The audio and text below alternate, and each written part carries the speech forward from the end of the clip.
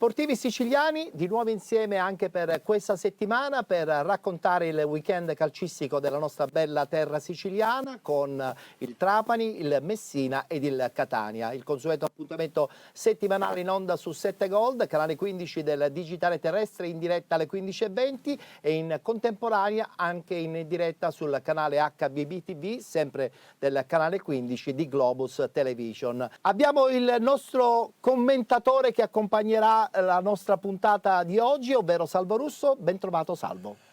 Buon pomeriggio Ettore, buon pomeriggio ai nostri telespettatori. Trasmissione ricca di contenuti. Anche troppo, perché insomma ci sono parecchie cose che bollono in pentola e non sappiamo mai effettivamente da dove iniziare. Inizieremo chiaramente dal Catania, però è anche vero che sia a Trapani che anche a Messina c'è stato un grandissimo movimento, soprattutto a Messina. Io lo farei questo cappelletto proprio sul Messina, perché insomma questo Messina aveva potenzialmente consegnato le chiavi della squadra alla nuova proprietà, una proprietà che è scomparsa durante tutta questa settimana e addirittura è uscita una notizia che sarà il presidente Sciotto a pagare questa trasferta di Taranto, a dimostrazione che questo calcio siciliano purtroppo è in grande difficoltà. Grande difficoltà, regna la confusione a Messina, si cercano soluzioni a Catania. Qualche mal di pancia pure a Trapani. Ah, è vero, anche qualche mal di pancia, soprattutto da parte, come al solito, del vulcanico presidente Antonini. Allora, guardiamo subito la classifica della seconda giornata, dopo il purtroppo momento brutto del Catania con la sconfitta di Benevento. Benevento in testa con 43 punti, con 41 il Monopoli, con 38 il Cerignola, con 36 l'Avellino insieme al Potenza, 33 punti il Crotone, con 31 Catania e Giuliano, con 29 Picerno e Trapani, 27 punti per il Sorrento, con 26 l'Altamura, 25 per Cavese e Foggia, 23 per il Latina, 21 punti per la Juventus Next Generation, 20 punti Casertana, 16 punti il Messina, con 12 la Turris.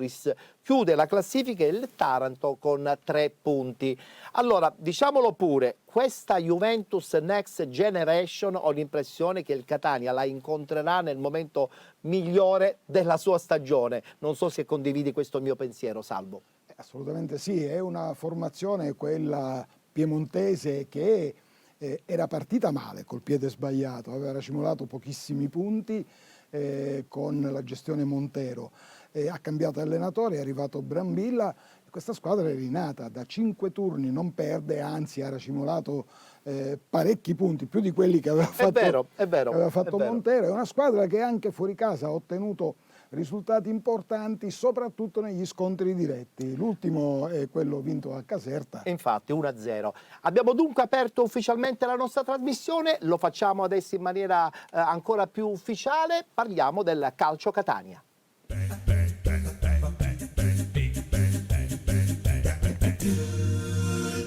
Lei presenta Sicilia, prima era Trinacria, proprio adesso ando cianco, c'è il mitico punto che si chiama Catania. Per parlare del Catania dobbiamo fare un passo indietro e parlare soprattutto intanto di questa sconfitta in casa del Benevento. Un grande Catania almeno per 70-75 minuti, poi è successo quello che un po' non ci si aspettava dopo soprattutto una parte iniziale straordinaria del Catania di Toscano, qualche cambio dubbioso, qualche defiance soprattutto nella parte difensiva, ed il Catania torna a casa con una sconfitta e con tante polemiche di contorno. Salvo. Sconfitta pesante per come è maturata poi, Sì. perché il Catania aveva gestito bene la partita, imponendo anche il ritmo ad un Benevento che nella prima frazione di gara era sembrato timoroso addirittura. Ho visto un pressing alto, meraviglioso soprattutto. Sì, il Catania ha avuto il merito di rimontare subito il gol che il Benevento ha segnato in un momento diciamo di certa pressione, stiamo vedendo le immagini. Sì. Il Catania però era in partita assolutamente anche prima di subire il gol, tant'è che poi con Inglese ha trovato il gol. I Menez inglesi hanno fatto la differenza per buona parte della partita. Diciamo che la squadra messa in campo da Toscano, almeno per i primi 70 minuti, era squadra capace poi anche di addirittura ribaltare ad inizio di ripresa il risultato Sì. portasse in vantaggio anche con estremo merito, perché poi il Catania ha avuto l'occasione pure di chiuderla la partita, almeno con altre due azioni che Diciamo che è potevano... mancata la zampata finale? È mancata- Il 3-1 sarebbe stato praticamente una situazione disperata a quel punto per il Benevento. Certo, anche perché poi nel frattempo sono arrivati i cambi da una parte e dall'altra. Sì. Auteri ha potuto attingere ad una panchina lunga e anche di sostanza. Molto di sostanza, direi. Toscana evidentemente con i cambi, con la gestione dei cambi, forse è stato penalizzato probabilmente anche dall'uscita di Jimenez, probabilmente dal fatto che Stoppa forse non aveva più tanta birra e comunque ha cambiato un po' delle pedine. Che però Sì, hanno ma se poi questi consentito- cambi, Salvo, sono stati disastrosi, ci fanno capire che appunto il mister, la squadra in questo momento non dispone di una rosa completa che può sopperire a quel punto anche alle defezioni di alcuni giocatori tra infortuni e vari. Assolutamente, ma questo lo ha detto pure Toscano alla fine dell'incontro. Adesso tra poco lo sentiremo, perché prima vorrei sentire la battuta proprio di Gaetano Auteri, che comunque ha ammesso che effettivamente la partita lui l'ha vinta, sì, perché c'è stata molta determinazione da parte del Benevento, ma soprattutto c'è stata anche una forza che ha superato mentalmente una squadra, quella del Catania, che evidentemente aveva un mollato. Sentiamo le parole di Gaetano.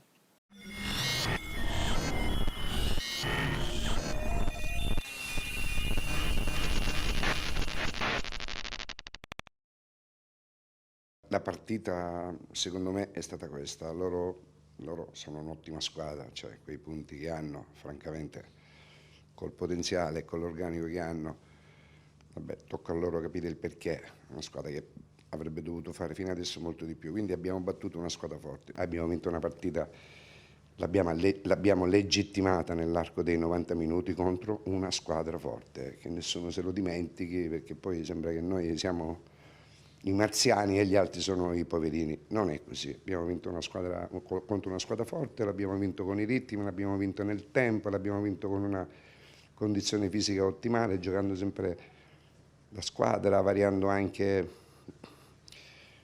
i posizionamenti in campo, giocando in un modo, poi in un altro modo, finendo in un modo ulteriore, e quindi va bene così, andiamo avanti.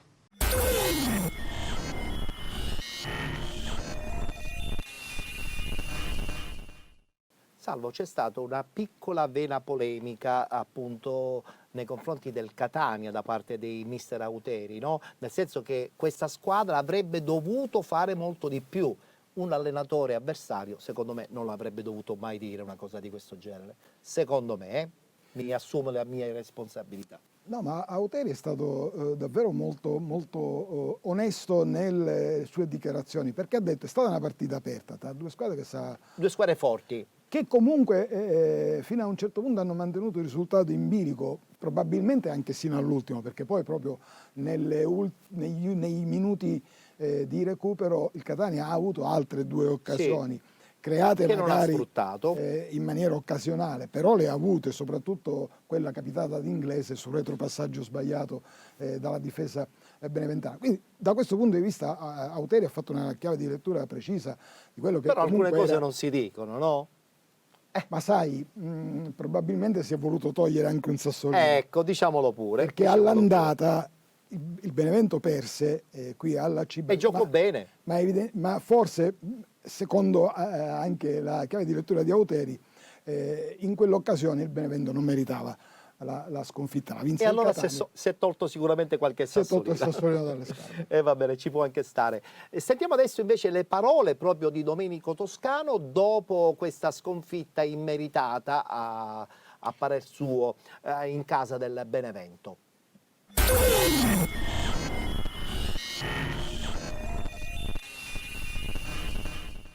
Non portare via punti dopo una prestazione del genere fa veramente arrabbiare. La gara fino al 70esimo credo che il Catania abbia fatto una grande partita qui a Benevento, contro la capolista, contro una squadra che sta facendo un campionato importante, contro un organico importante. Secondo me la differenza i cambi hanno cambiato la partita, in positivo quelli del Benevento, invece i nostri non hanno dato l'apporto che ci aspettavamo per giocare ancora con coraggio, con pressione in avanti. Ci siamo abbassati, abbiamo dato spazio al Benevento che negli ultimi 16 metri c'ha qualità importanti e le ha sfruttate. Ma noi dobbiamo guardare in casa nostra e migliorare la classifica partita dopo partita, che non ci piace a questo punto del campionato. Dobbiamo cambiare qualcosa, dobbiamo migliorare qualcosa, perché si stanno ripetendo sempre gli stessi errori, gli stessi atteggiamenti, e quindi c'è bisogno, urge un cambiamento e dei miglioramenti.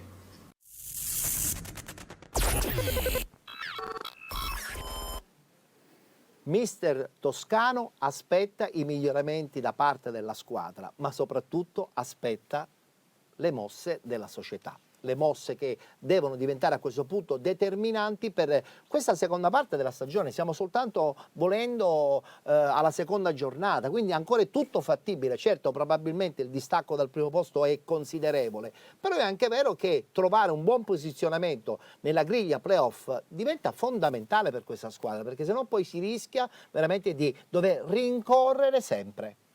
Sai, se la matematica non è un'opinione, facendo due conti, i risultati sono importanti a questo punto della stagione. A cominciare da domenica, diciamolo pure. Sì, però attualmente il Catania dista 12 punti, è in ritardo di 12 punti dalla vetta. Troppi. Se il risultato di Benevento fosse stato un altro, e quindi la vittoria, il Catania avrebbe a oggi 6 punti, e capisci che è un'altra cosa, indubbiamente. Avrebbe messo pressione anche a Monopoli, al Cerignola, assolutamente. che stanno viaggiando. Monopoli sta andando a 2000, tra l'altro stanno viaggiando alla grande. Valutando che noi come Catania dovremmo andare a fare una trasferta a Monopoli, che secondo me in questo momento proibitiva, perché l'entusiasmo che c'è a Monopoli è quella forza in più, veramente il 12° uomo in campo, a parte il pubblico. Peraltro Monopoli, campo sempre ostico. Sempre molto ostico. Sì. Allora abbiamo preparato noi una schermata per quanto riguarda i possibili movimenti di mercato. È ancora tutto in aria, nel senso che purtroppo si continua a parlare, però poi alla fine ancora stringi c'è poco. L'unica probabile certezza l'arrivo di Andrea Dini, questo portiere che sulla carta è quasi fatta, però ancora non c'è l'ufficialità. Mentre invece sono andati via, però valutando sempre che sono andati via in prestito, quindi vuol dire che gli stipendi gran parte li paga il Catania.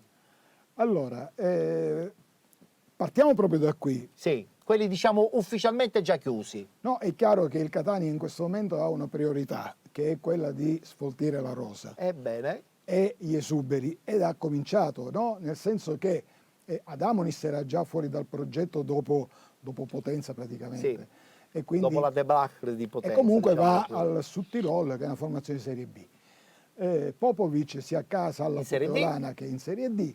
Tirelli va a Livorno nel girone B della serie, anzi nella serie D, non so quale girone è adesso. E poi c'è il Silvestri. E Silvestri, che era rincorso già dalla Triestina e che va a Trieste. Per il resto rimangono in uscita, sì. Ci sono delle trattative intanto in corso. Su Chiricò, che lo vogliono in molti, la Ternana so che è in Chiricò prima linea. è in prima linea, e c'è proprio il club umbro sulle tracce di Chiricò. Luperini, anche su Luperini ci sono delle sirene importanti che arrivano proprio dal Sud Tirol, sì. Quindi potrebbe fare un doppio colpo, ma ci sono altre formazioni di Serie B che stanno valutando il giocatore. Su Verna pare ci siano degli osservatori, non ci sono notizie certe su Celli, così come su Guglielmotti, e diciamo che Montalto è nella lista anche lui dei probabili partenti. Attenzione, vanno via questi, però Salvo, vanno via questi. Dobbiamo pensare di trovare quantomeno dei sostituti, perché poi dopo si rischia in un campionato logorante come quello di Serie C di avere una panchina corta, e la dimostrazione è stata proprio a Benevento.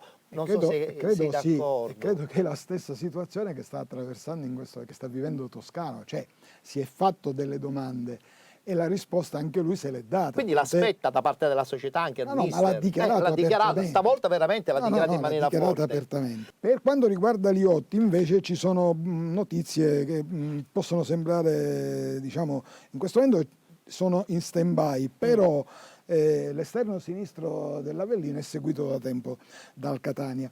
Ad Avellino non ha grande spazio, potrebbe accettare Sì, ma darlo al Catania per l'Avellino insomma, chiaro che è pesante. la contropartita deve è una essere contropartita che deve essere economicamente interessante, perché poi dopo va a finire che aiuti una diretta concorrente anche per la griglia playoff.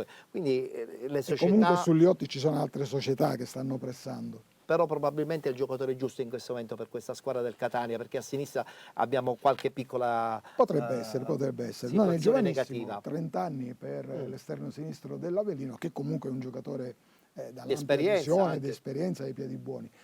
Gli altri in entrata, sì, c'è poi Dini, portiere attualmente al Catanzaro, e che potrebbe anche lui arrivare per rafforzare il Le ultime reparto. notizie parlano ormai alla firma quasi, però ancora non c'è certezza e comunicazione non ufficiale. c'è l'ufficialità, Non c'è ma l'ufficialità. tutto dovrebbe avvenire entro qualche giorno, se non già ad inizio settimana prossima. capito. E quindi Dini dovrebbe dare manforte in questo momento all'unico acquisto al reparto che è stato, difensivo del portiere. sì, che è stato definito, che è quello appunto Che non mi è dispiaciuto in campo a Benevento, Farroni, sì. l'ho visto un giocatore molto attento, guida bene la difesa, l'ho visto parlare molto con la squadra, a dimostrazione che l'esperienza spesso e volentieri in questi contesti serve. Evidentemente questo portiere comunque in questo momento una garanzia minima ce la dà. Sì, indubbiamente, certo, è stato il suo debutto Certo. in una partita difficile come quella di Avellino. Adesso la riprova sarà vederlo domenica prossima Contro la Juventus, la Next Juventus. Generation. Per chiudere Sì, ti dico dimmi. pure che è chiaro che il Catania sta valutando alcune piste reparto per reparto. In difesa si parla di Mattino del Bari, di Leanza del Vicenza.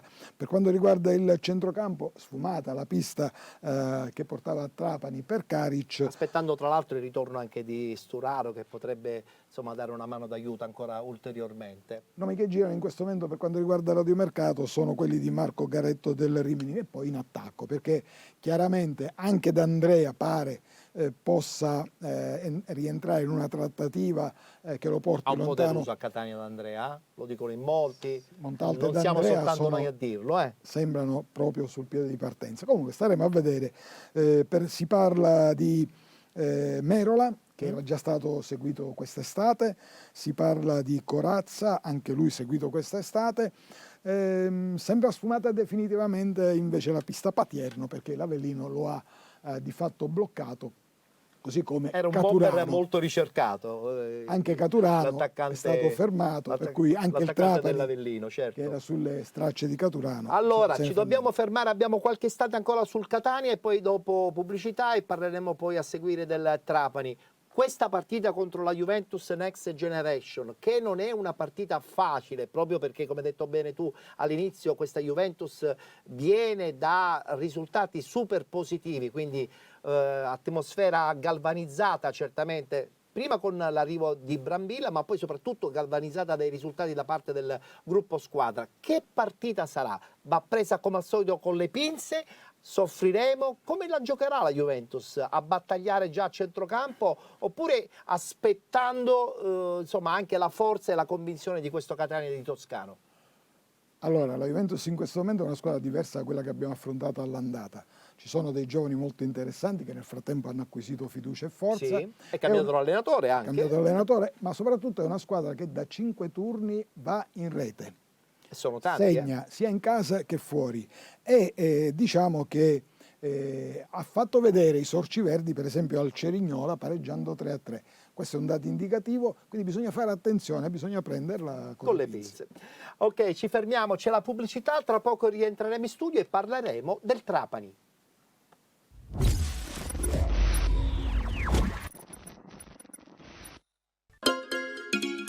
Benvenuti da Giada Immobiliare.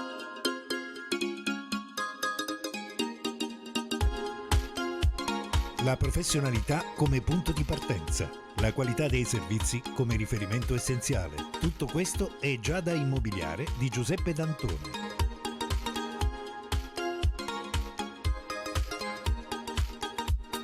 servizi di compravendita ed affitti, supporto per concessioni mutui e consulenza finanziaria ed inoltre assistenza a partecipazione ad aste giudiziarie e consulenza tecnico-legale. Giada Immobiliare, via Etnea 734, Catania. Info 095 61 74 981 oppure 095 61 74 973. Visita il sito con le nostre proposte www.giada-immobiliare.it.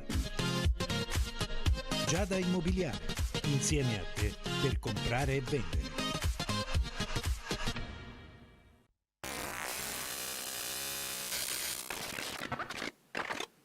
Eccoci rientrati, siete con Stadium Sicilia, il weekend calcistico delle squadre siciliane. Dopo il Catania, adesso è la volta del Trapani.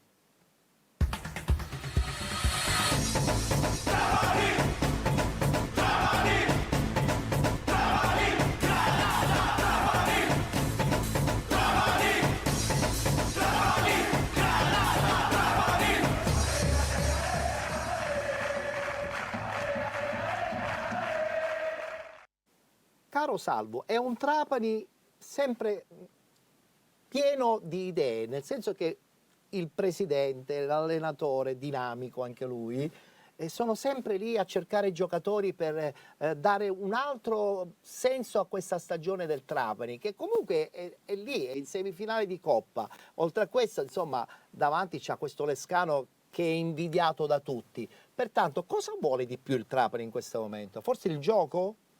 No, al Trapani manca la continuità di risultati soprattutto, perché poi il Trapani esprime anche un buon gioco. Delle belle geometrie, io l'ho visto giocare. Sì, ogni tanto, come è successo a Picerno e anche per bocca del presidente Antonini, la squadra si è un po' persa, no? Ha perso la vitalità, ha perso lo smalto. Lo stesso Antonini ha detto a un certo punto forse mi auguravo di perderla questa partita proprio per poi strigliare a dovere i propri giocatori. Siamo sicuri che lo avrà fatto, perché magari a Picerno, dalla partita di Picerno, che non era facile perché il Picerno è andato a fasi alterne, infatti. ma comunque rimane una squadra di categoria con certe ambizioni. Però il Trapani poteva giocarsi un bonus anche in questo caso e non lo ha fatto, per cui la posizione del Trapani rimane intermedia.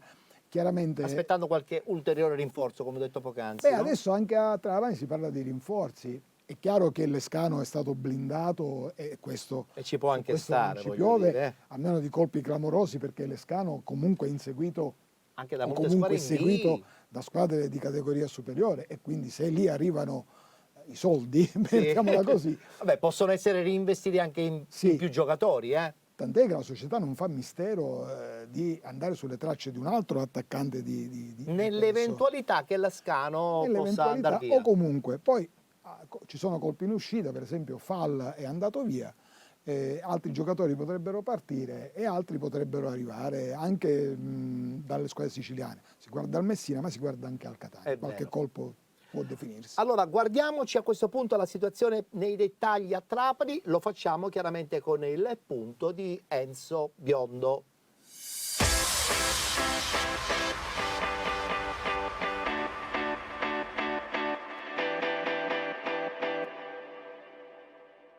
In attesa che venga completata la rivoluzione di gennaio, un Trapani proprio rivisitato dal presidente e dal direttore sportivo, su suggerimenti anche del tecnico Ezzolino Capuano, la squadra sta preparando la prima delle 2 consecutive gare casalinghe che la opporranno al Crotone domenica questa e alla prossima contro il Taranto. È un Trapani che avrebbe voglia di risalire posizioni, ma si scontra con le difficoltà di un gioco che fondamentalmente non trova sbocchi. Vero è che da quando è arrivato Capuano la difesa è diventata impenetrabile, nessun gol al passivo, ma è anche altrettanto vero che mancano proprio le occasioni da gol e soprattutto non si riesce a concretizzare quelle poche che vengono create.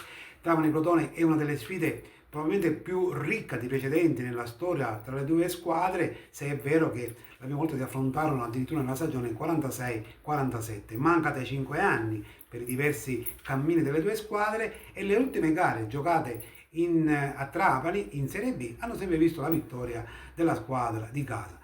Si verificherà anche in questa occasione l'evento? Molto dipenderà anche da quello che accadrà da qui a domenica, perché sono annunciati tanti arrivi, già alcune partenze sono state definitive, come quelle in ultimo di Fall e di Carici, che dovrebbero accasarsi alla Virtus Entella. C'è tanta curiosità per capire chi saranno i volti nuovi, ma c'è anche la necessità di tornare al successo.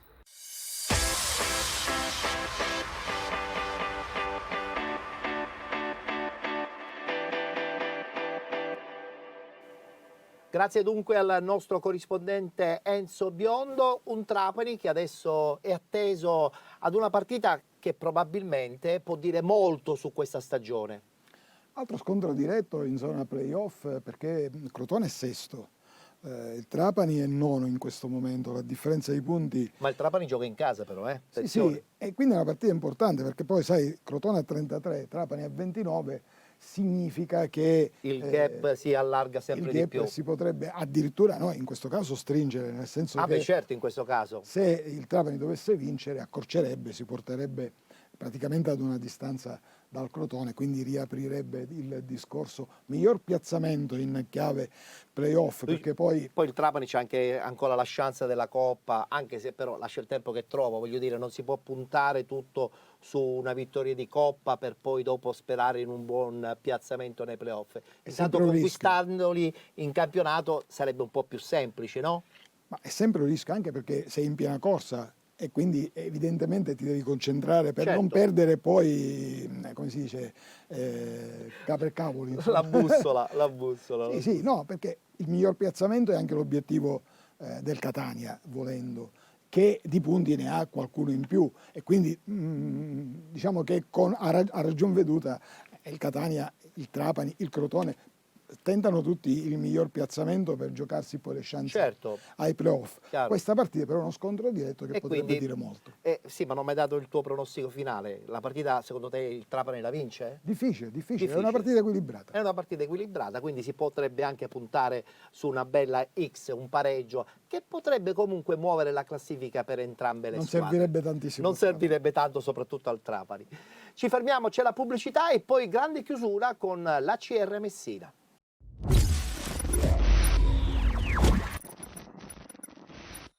Raimondo Ceramiche Arredobagno, dal 1980 la casa dei tuoi sogni, punto di riferimento nelle ceramiche Arredobagno, l'azienda operante dal 1980 con esposizione su 3 livelli esprime 800 metri quadri di proposte per vestire la tua casa. Raimondo Ceramiche Arredobagno offre una ricerca continua anticipando le novità e le tendenze di ogni nuovo anno, garantendo consulenza e progettazione al privato ed assistenza al professionista. La casa dei tuoi sogni è il nostro obiettivo. Vieni a trovarci in via Vincenzo Giuffrida 191, Catania. Rispondiamo allo 095 44 84 88 e al 320 2894 951. Raimondo Ceramiche Arredobagno, il nostro progetto sei tu.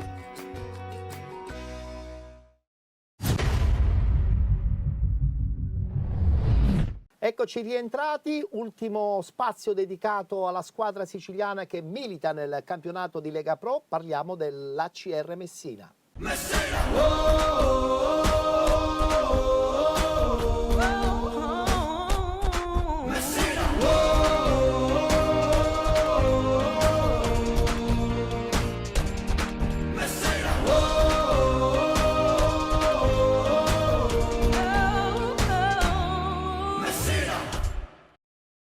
Salvo, da dove partiamo? Dal presidente, dalla trasferta di Taranto, dal nuovo direttore sportivo che forse dovrebbe essere lo giudice, dal fatto che Roma ha quasi sicuramente rinunciato a ritornare a Messina, da Sciotto che ufficialmente è stato un po' tra virgolette abbandonato.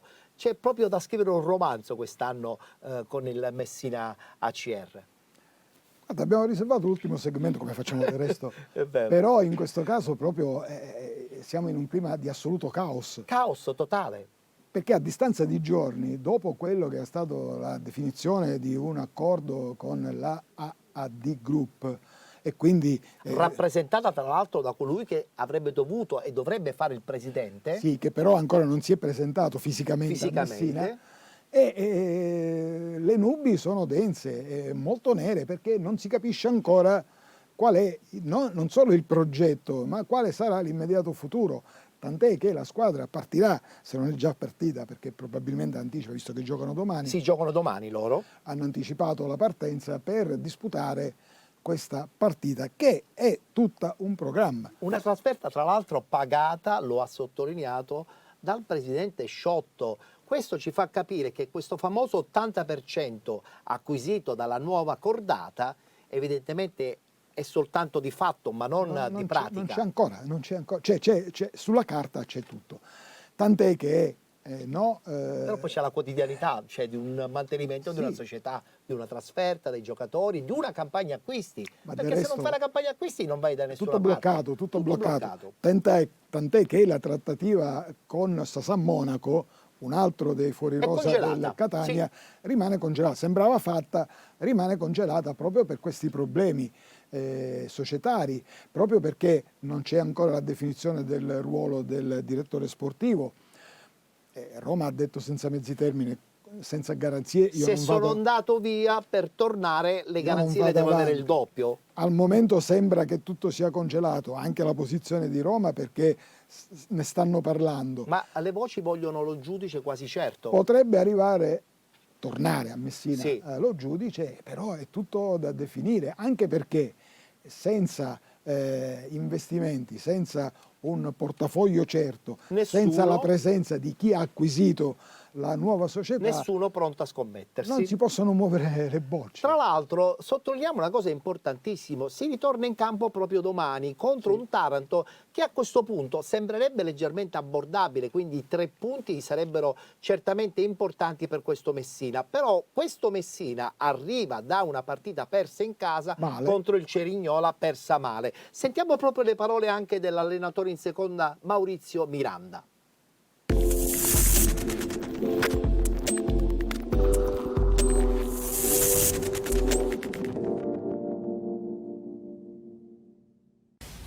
La cosa che più mi rimane il rammarico è perché ci aspettavamo una prestazione diversa di alcuni giocatori, anche se avete visto il turnover fatto nel primo tempo, c'è stato un qualcosa che ci aspettavamo di più di questi ragazzi. Non è facile lavorare in un clima dove molti giocatori sono quasi pronti per andare via o gente che non vuole rimanere. Abbiamo cercato di un po' di ricompattare la situazione per giocare questa partita con l'augurio che tra il rientro dei tifosi e la nuova società potevamo raggiungere un obiettivo comune. Dispiace perché per me non è questo il Messina, questo non è il Messina, non è una squadra che merita i messinesi, lo dico con il cuore in mano perché, ripeto ancora, sono deluso anche a nome del mister. Il mister in settimana ha portato un esempio fondamentale.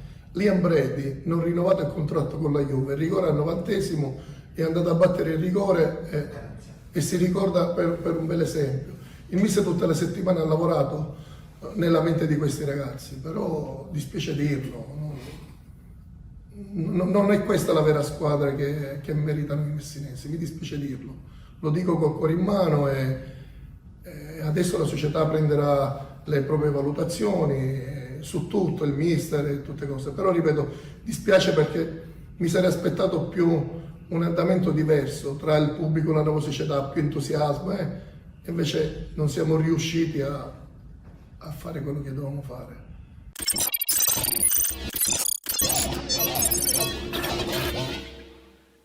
Che amarezza dalle parole di Miranda. Capiamo bene che in questo momento l'aria che si respira a Messina è molto pesante, incerta e probabilmente questa partita col Taranto forse arriva nel momento migliore, nel senso che potrebbe essere abbordabile, fai questi 3 punti, muovi la classifica, però domani che cosa succederà? Dopodomani? L'obiettivo è quello, intanto il campo che potrebbe essere giudice unico, peraltro si gioca sul neutro perché Sì, se non sbaglio si gioca a Francavilla. Francavilla, sì, una Francavilla Fontana perché lo Jacopone è inagibile. Sì.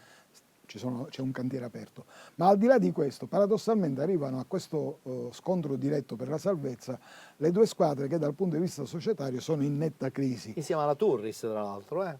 Sì, però la situazione è nettamente diversa. A Taranto il closing è saltato di fatto e praticamente anche lì si trovano a racimolare gli spiccioli. È anche vero che a Messina non si capisce bene come è avvenuto questo closing. Questo closing è stato sottoscritto, ma di fatto non si è ancora concretizzato. Sta di fatto che domani 3 punti potrebbero essere fondamentali. Anche qui partita con un punto interrogativo grandissimo. Lo abbiamo sentito nelle dichiarazioni che avete ascoltato poco fa. Ci sono almeno 6 elementi del Messina con la valigia in mano. Praticamente. E questo la dice lunga e peraltro non hai in questo momento alternative. Assolutamente. Beh, incrociamo le dita per le nostre 3 squadre siciliane che affronteranno certamente un weekend impegnativo dal punto di vista mentale, ma anche e soprattutto dal punto di vista tecnico. Salvo, è stato un piacere come al solito averti all'interno del nostro programma Stadium Sicilia. Con te ci rivedremo tra 15 giorni. Assolutamente. Perché chiaramente la settimana prossima ritorna il nostro caro Vincenzo Lacorte. Grazie per essere stato con noi allora. Grazie a voi, grazie a chi ci ha seguito. Noi chiudiamo qui la nostra puntata, grazie per averci seguito. Vi ricordo che Stadium Sicilia è visibile sul canale 15 del digitale terrestre di 7 Gold ogni venerdì in diretta alle 15:20, così come in diretta in contemporanea sul canale HBBTV, sempre del canale 15 di Globus Television, ma siamo anche in diretta su Globus Magazine, la pagina Facebook di Globus Television, e se la volete rivedere avete anche la possibilità di seguirla attraverso la pagina proprio ufficiale di Facebook Stadium Sicilia. Grazie a tutti, appuntamento alla prossima settimana.